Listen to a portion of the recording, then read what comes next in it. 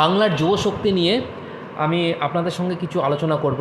তো আপনারা হয়তো সকলেই কিন্তু চিন্তিত আছেন যে বাংলার যুবশক্তি সমস্ত কিছু প্রকল্প এক এক করে হয়ে যাচ্ছে, কিন্তু যুবশক্তি নিয়ে এখনও কোনো কিছু কথাই আসছে না। তো সেই ব্যাপারে আমি কিছু আলোচনা করব। তো 22শে জুন যে বাজেট আছে, সে বাজেটের পরেই কিন্তু যুবশক্তির যে প্রকল্প সেটা কিন্তু চালু হওয়ার সম্ভাবনা কিন্তু তো এই যুবশক্তি কি শুধু অনলাইনেই আবেদন হবে বা অফলাইনেও হবে? তো আমি যেটুকু আশা রাখছি যে অনলাইন দুটোতেই আবেদন করা যাবে। তো এখনও পর্যন্ত ঠিক সঠিক যে খবর সেটা এখনও পর্যন্ত কেউই জানে না। তো 22শে জুনের পরেই হয়তো সে সঠিক খবরটা আসবে।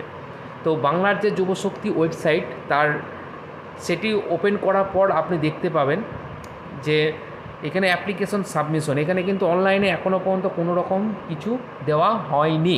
তো অ্যাপ্লিকেশন সাবমিশনে আপনি যদি ক্লিক করে দেখেন, এখানে দেখতে পাবেন অ্যাপ্লিকেশন সাবমিশনে ক্লিক করার পর আপনি এখানে দেখতে পাবেন।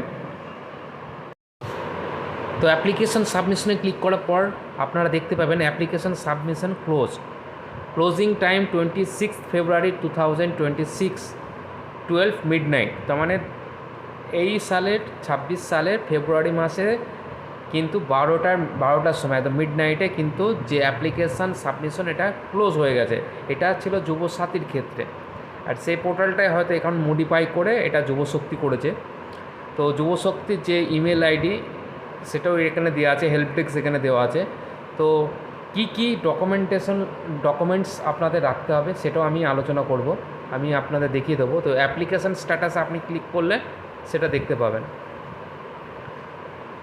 তো এখানে ক্লিক করলে বাংলার যুবসাথী বা যুবশক্তি এখন এর জন্য আপনাদের লাগতে পারে মাধ্যমিকের অ্যাডমিট কার্ড, মাধ্যমিকের মার্কশিট, আধার কার্ড, ভোটার কার্ড এবং পাসবুক ব্যাংকের। যদি SC ST OBC সার্টিফিকেট আপনাদের থেকে থাকে অবশ্যই সেটা দিতে হবে। এছাড়া recent passport size photo, signature of the applicant, মানে সিগনেচার করে রাখতে হবে একটা কোনো পেপারে, এবং ভ্যালিড মোবাইল নাম্বার যেটা আধারের সঙ্গে আপনার লিঙ্ক করা আছে। তো এই ছিল ডকুমেন্টেশন।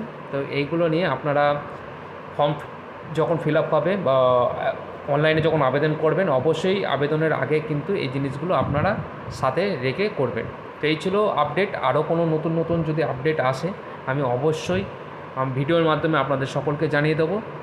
তো সরাসরি আপনাদের আপডেটগুলো জানার জন্য আপনারা আমার চ্যানেলটিকে সাবস্ক্রাইব করে রাখতে পারেন এবং বেল আইকনটিকে ক্লিক করে রাখতে পারেন, যাতে সরাসরি আমার ভিডিওগুলো আপনার কাছে পৌঁছে যায়।